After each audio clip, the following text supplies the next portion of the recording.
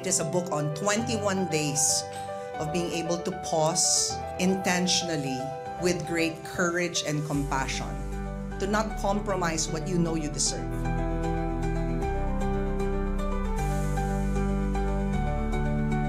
Welcome everyone to Moment with Coach Pia. Malapit na ang Pasko, as in malapit na ilang araw na lang. We are now going to be spending time with day 5 of our book, Moment to Moment. Remember, clarity is not a destination. It's not something we look for. It's something we come home to. Day 5 tayo, malapit na ang Pasko. And because it's moment to moment, kailangan special ang guest natin bago magpasko. Iba ang pagmamahal ko sa kanya, katulad ng pagmamahal nyo sa kanya. At ang ating topic today ay the moment of pause that changed my life.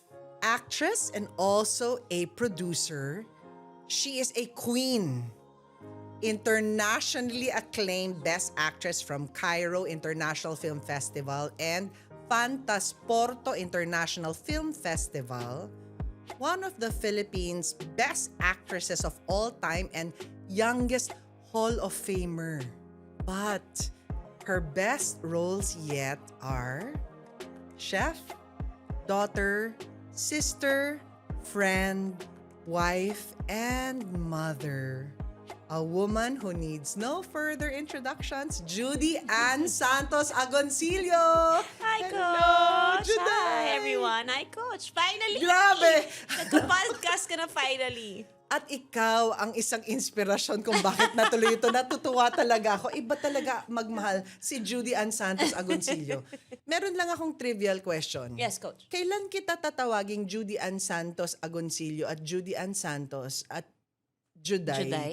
Oo. Tsaka yung Judy Ann mo minsan merong E sa dulo. Ngayon ko lang nakita na iba-iba yung spelling. Actually, ang nagsimula kasi niyan si Tito Alfie. Yung real name ko, Judy Ann Santos lang talaga, with an E. The Ann with an E. Yun yung nasa birth certificate. And then si Tito Alfie kasi, mapamahian siya. So yung sa Oro Plata Mata, parang sa letters ng name ko with an E, nag-end siya sa mata. So sabi niya, tanggalin natin yung E kasi malas yung mata. Para mag-fall yung Oro Plata Mata sa plata. Kasi yun daw yung swerte. Okay. Sabi ko, okay. Yeah. Because today, nakita ko may E. Kanina lang. Kasi Sabi ko, ano na siya. Ako ba yung mali? Oo nga. Parang feeling ko, nadagdagan na ng Agoncillo yung pangalan ko. Though hindi ko na siya binilang. Kumbaga parang, okay, this time, my life is with my family now. Sobrang okay naman ang nangyayari sa akin ngayon. And I am a believer of what the Lord has planned for you. It will slowly unfold. So, okay naman. Ngayon lang, yung E, tinatanggal na lang namin kapag movies, ganyan, or pero pag as a producer or as an author, nilalagay ko yung talagang name ko. So, ang spelling na may E sa dulo, doon ako nalilito. Kasi akala ko, Yes. all this while, mali yung spelling na binibigay ko. O pala, Okay, yun yung legal. pareho namang okay. Yun lang yung may papers. Oo. Nakakatuwa kasi, kung hindi dahil sa'yo, hindi matutuloy itong ating podcast. You know what, Juday? May mga nagko-comment sa atin at may questions kahit na 2 a.m. So, naiisip ko lang na hindi sila makatulog. Pinapagnilayan nila yung buhay nila. Tapos nakita lang, may podcast na ganyan-ganyan. Sino ba tong Coach Pia na to? Na, matagal na pala si Coach Pia. At nagugulat ako, I check what time people are messaging and leaving questions on our Facebook page, Instagram. It's after midnight, no? Siguro kasi yun na din yung moment of nila. Yung quiet time ba nila? Na hindi pa tahimik ang mga utak nila. Yeah. Kaya perfect talaga na nagka-podcast ka, Coach. Yeah. I'd love for you to read the excerpts from day 5. Day 5. The moment of pause that changed my life. Life is too short, and don't miss the life still in front of you. Today, pause long enough to hear what your heart is saying beneath the noise. Clarity doesn't always arrive with a loud voice. Sometimes it comes in the pause between breaths, and in the ache that reminds you time is fragile. Even the smallest moment of attention can shift the course of your day. Every moment is a gift to be cherished with the people who matter most. Tomorrow is not promised, later is not promised. So live deeply with the people who matter most. We must choose it intentionally, day by day, moment by moment.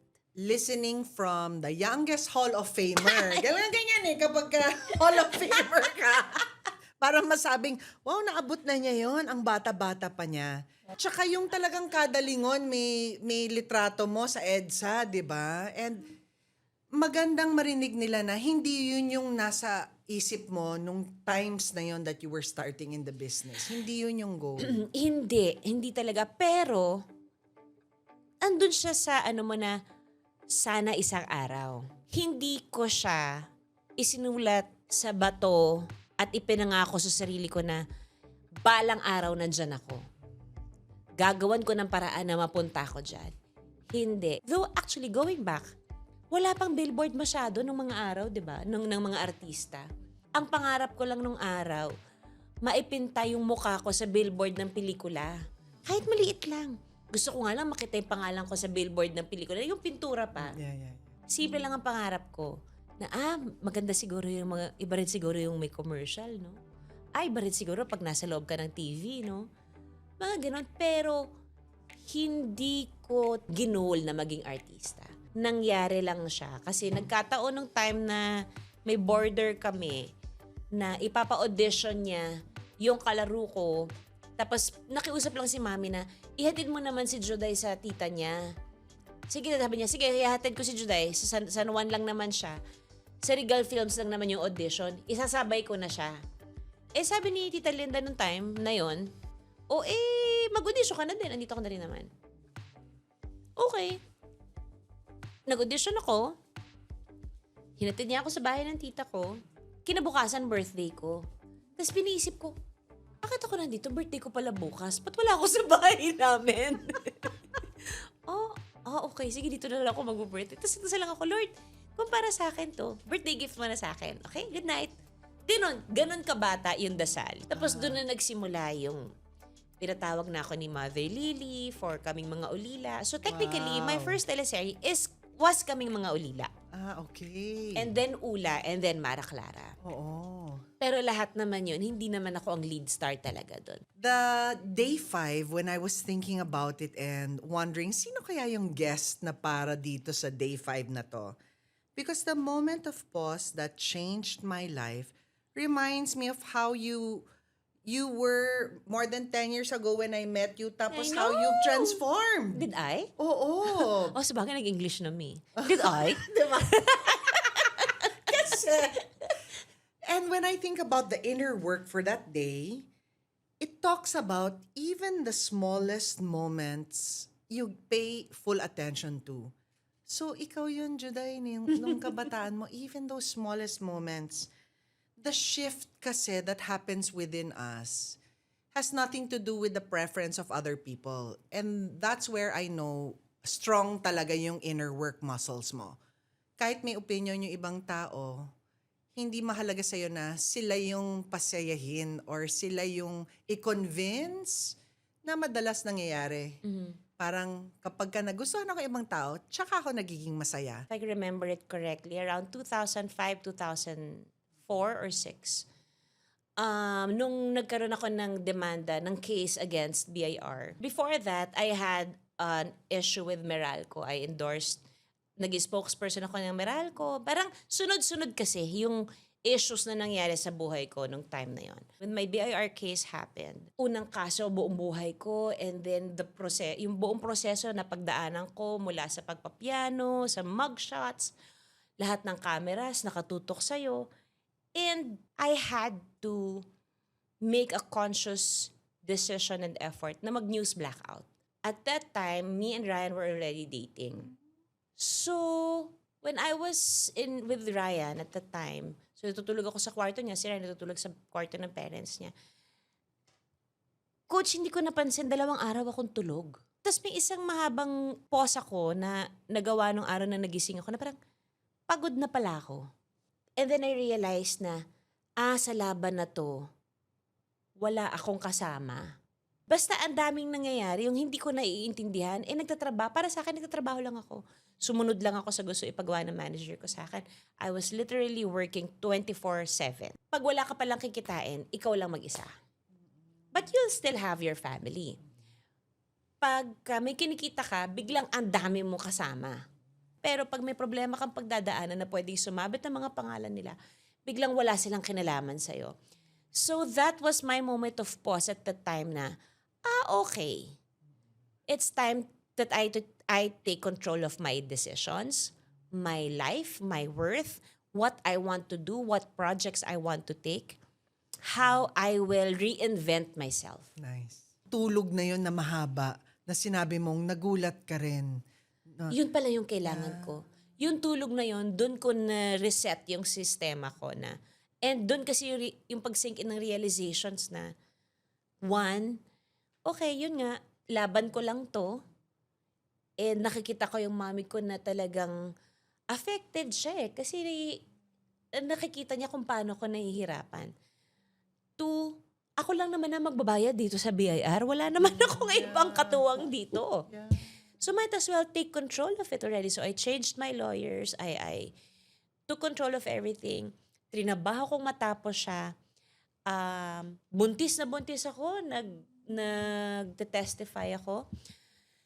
Pero hinayaan ko lang siya na parang I know isa sa mga mottos ko in life, lahat ng may sinimulan may katapusan. I know I needed it to happen. I know it had to happen because I had to know ano yung accounts ko, magkano ba talaga yung kinikita ko. Because So at I that didn't time, know. hindi. Wala akong alam. Wow. Wala akong alam kung magkano talaga yung bayad sa akin. I don't know how much my contract is. Nagtiwala na ako. May ganun ako eh. Yung ang hindi ko alam, hindi ko pakikialaman. Mali pala. Dapat pala, pag hindi ko alam, alamin ko. Para pwede ako makialam. Kasi career ko to, buhay ko to. Puso at utak ko ito. If that didn't happen, I will never find my worth. I will never learn how to stand up for myself and have a voice. Kasi doon ko na unti-unting nararamdaman na hindi naman ako impacta, hindi naman ako nanunugod, pero tumatapang na ako. Yeah. Nasasabi ko na yung gusto kong sabihin sa mga taong nakakasakit sa akin. Yeah. Kahit dito ako lumaki sa show business or sa industriyang ng ito, hindi ako nagkaroon ng regrets because I knew then how to have fun while doing this kind of job. And I'm really happy. I'm genuinely happy going to the set. I genuinely wait beside our neighbor's phone for a call time. Yung ganon, yung kasi marami akong batang nakakalaro, marami akong naging tatay-tatayan. Kumbaga, nagkaroon ako ng extended family na hindi ko man kadugo, took care of me very well. Yung parang anak nila talaga ako. So, always akong excited to go to work, kahit mag-jeep kami from Antipolo to Regal Films, or ano, because I'm looking forward to spending a lot of time playing with my co-talents. Talent lang naman ako nung araw, coach. Kumbaga, kaya siguro, up until now, pinaka-pet peeve ko yung pag sinisigawan yung mga talents. Kasi dumaan ako doon eh. Para sa akin, hindi. Part pa rin sila nito. Dapat silang tratuhin ng tama, ganyan. Kaya siguro ako hindi nagkaroon ng kahit na anong... yes, marami akong struggles in this industry. Wala pang bullying na tinatawag nung araw. May bullying na nung araw. Iba lang ang term. Parang maldita lang, gano'n. Wow. Pero Maldita. naranasan mo lahat. Yeah. Pati yung, syempre yung ranking. Pagka hindi ka sikat, sa tabi ka na CR, yung table mo nasa tabi ng CR, yung gano'n. Yung naranasan ko lahat yan, coach. And looking back, at iniisip ko, ano ba yung naramdaman ko nung time na yon? Hindi nga ako napikon eh, hindi ako nabwisit. Yung bata pa lang pala ako, kaya ko nang tawanan yung sitwasyon ko.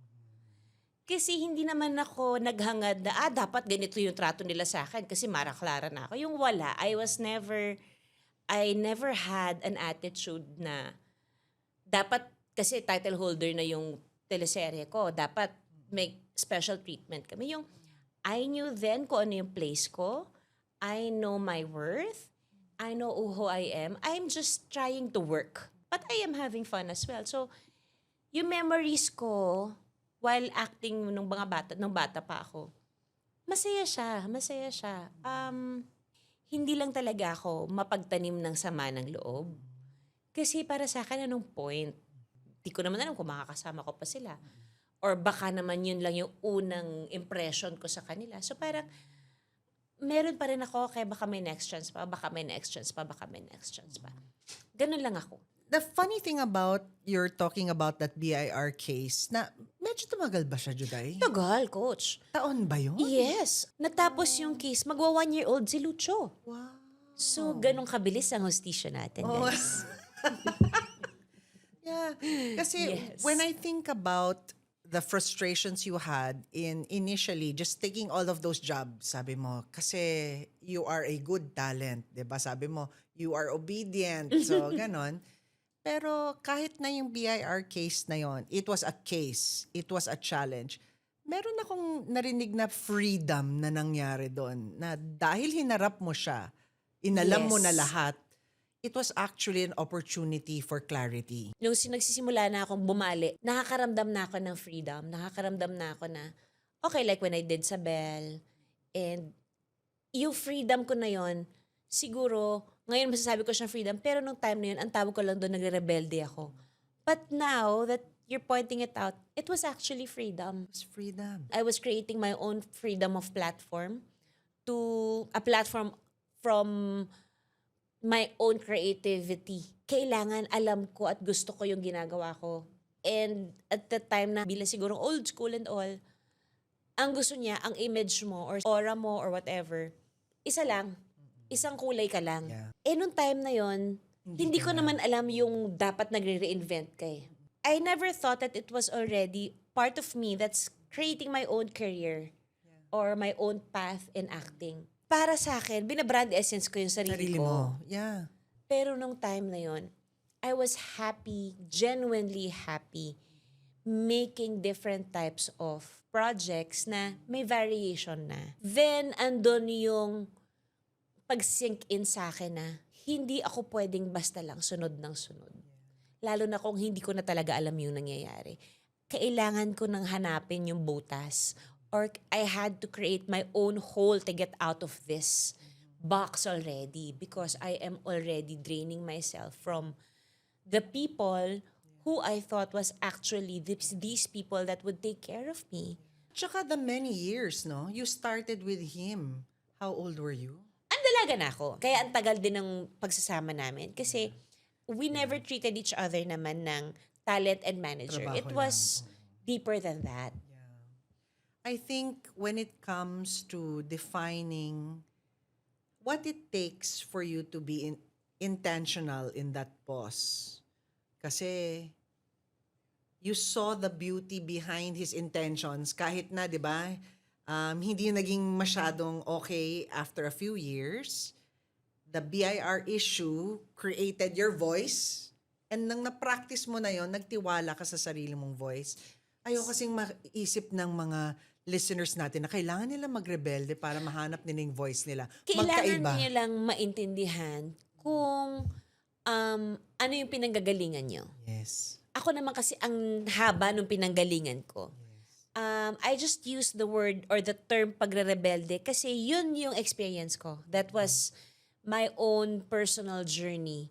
But also my own form of freedom. And when I say freedom, it can be your freedom from your own emotion or your own cubicle, freedom from relationships, freedom from work, or freedom from your own self. Kasi it could also be that. So I think a lot of us should start from that. Identify what is your freedom. Yes. Yung sa'yo, every moment was based on kung ano yung para sa'yo. Parang nakontenta ko dun sa naririnig mo, sa loob mo. Sino yung inspirasyon na nagsabi sa'yong, alam mo, this work, respect this work, it is work, and then you will grow old to appreciate what it will be one day. ang madalas kong mga nakakasama, mga veteranong artista. Hindi man ako nagkaroon talaga, kasi ilang taon lang ako noon, ng chance na makaupo sila or makipagkwentuhan sa kanila. Observant kasi ako how they are in this industry, how they talk to each other. Chismos ako eh. Nakikinig ako sa pinag-uusapan nila. So pag nag-uusap sila about investment, nakikinig ako. Pag nag-uusap sila about work, nakikinig ako. Kasi alam ko sila yung tamang taong dapat kong pakinggan. Hindi man tularan, kasi magkakaiba naman talaga sila ng pinupuntahan nun. Pero I'd make it a point that I'd get pieces and nuggets of wisdom from them and try to apply it to myself kung kakayanin ng powers ko or kung applicable ba siya sa akin. So, si Tatay Ron, si FPJ back then, sabi niya sa akin, anak, isa siya actually sa mga taong nagsabi, tsaka si Ate Maricel ang nagsabi na, basta maayos kang makisama sa mga tao, walang maliit at walang malaking tao sa mata mo o sa paningin mo, tatagal ka sa industriyang to. So, tumatak sa akin yun. Hindi nagmamatter kung ano yung position mo sa isang pelikula. Lalo na sa pagbuo ng pelikula. Ang importante, alam mong nagmamatter ka. Kasi you are functioning while doing something on our set. So, you are an important person regardless of what your position is. So, yun yung isa sa mga tumatak sa akin na I will never be judgmental when it comes to people I work with. Pwede ako maging judgmental kung hindi tayo magkatrabaho. Pwede kitang laitin, pero magkabarkada kasi tayo. But when it comes to work, I will not judge your work because that's your work and I will respect you for that. Basta gawin mo ng tamang trabaho. You're describing it and I don't think I can find another person who can say the same things kung paano sila pinalaki. And for our listeners out there who have experiences in their family na nagiging source of emotional and psychological wounds nila, para makinig sila sa isang katulad mo na naghanap ng affection, naghanap ng home sa mga nandun na nakapalibot sa kanila. So ngayon na yung greatest role mo ay hindi sa lahat ng pag-aartista wala doon sa career, but it's being a friend, a daughter, a wife, and a mother. What is this intentional pause like for you? Ano tong nangyayari ngayon sa buhay ni Judy Ann Santos Agoncillo? My life is an open book. And when I say it's an open book, it's literally an open book. Wala akong naitago, wala akong maitatago. Kasi ang hirap magsinungaling sa industriyang to. Kasi pag nagsinungaling ka, hindi mo naman maaalala yung pinagsinungaling mo, hindi mo mapapanindigan. So, kailangan sinungaling, di ba? What is your Christmas and your New Year's message for people who are looking for their pause sa buhay nila? You can pause at any time you want. You have to be the one to be dictating your own pause. Hindi dapat ibang tao, hindi ang trabaho, hindi kaibigan, hindi pamilya. Ikaw mismo. Kasi with that pause that you need, you don't know you need, dun ka magkakaroon ng mga realizations in life. Or it could be as basic as, I think I need to have a routine. I think first thing in the morning, ito muna yung dapat kong gawin. You can start with, I like to call this small doses of routines. Like me, I started with breathing exercises. And then I started drinking warm water in the morning. And then I started with appreciation, daily affirmations. Because that's what works for me.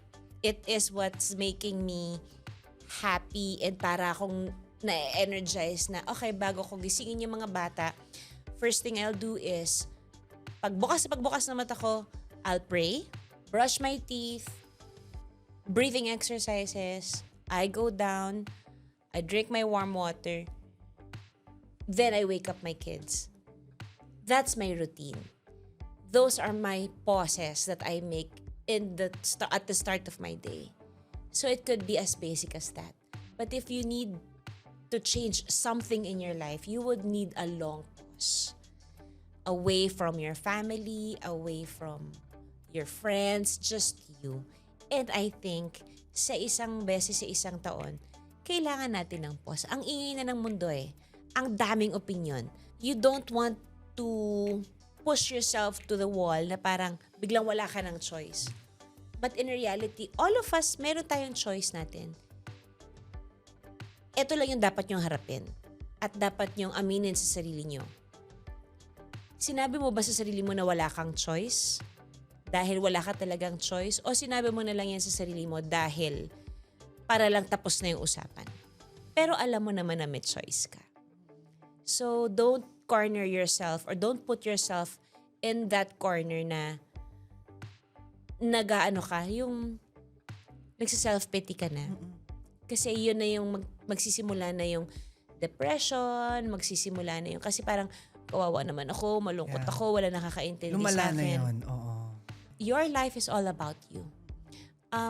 Yes, I had a long journey before I realized that my life is my life. I allowed people to treat me like that. I allowed it and I let it happen. But I learned from it. Nagpatawad na rin ako. I've moved on because it made me a better person. It made me appreciate life better. It made me realize that akala ko marami akong kaibigan pero sa totoo ko konti lang pala. Kasi ito lang yung mga kamangilan-ngilang kaibigan na hanggang ngayon andito pa rin sa akin, magkakasama pa rin kami. You don't need a lot of friends. Yeah. You only need a few real people that will be real to you, will be honest to you, and will genuinely love and support you. Thank you again, Juday, for telling us how we can create that pause in our lives that will transform our lives forever. Tandaan natin, number 1, let's take control of our life. Let us own what we know we deserve because we do not want to live a compromised version of ourselves. And for our loved ones, they deserve the best version of you. Number 2, always identify what freedom looks like for you and then create that opportunity. Number 3, face your problems and use that as an opportunity for personal clarity. Number 4, always pay attention to even the smallest moments. Yung panahon na yon kasama ng ating mga mahal sa buhay, lahat yon ay biyaya. And number 5, dictate your own pause, what you need to do, when you need to do it, how you need to do it. Own what that pause will be, what it looks like, and make it so customized to you. So yon ang ating checklist for part 1 of day 5. See you again! Iba-iba kasi tayo, coach, mag-handle ng mga ganyan situations eh. Bubuga ka ng bubuga ng bubuga. Wala na akong magagawa. I just give her the floor to talk. Wag na wag namin malalaman sa ibang tao kasi ibang usapan niya. Nakikita ko talaga, they experience you as a mom. Ay, ganun talaga.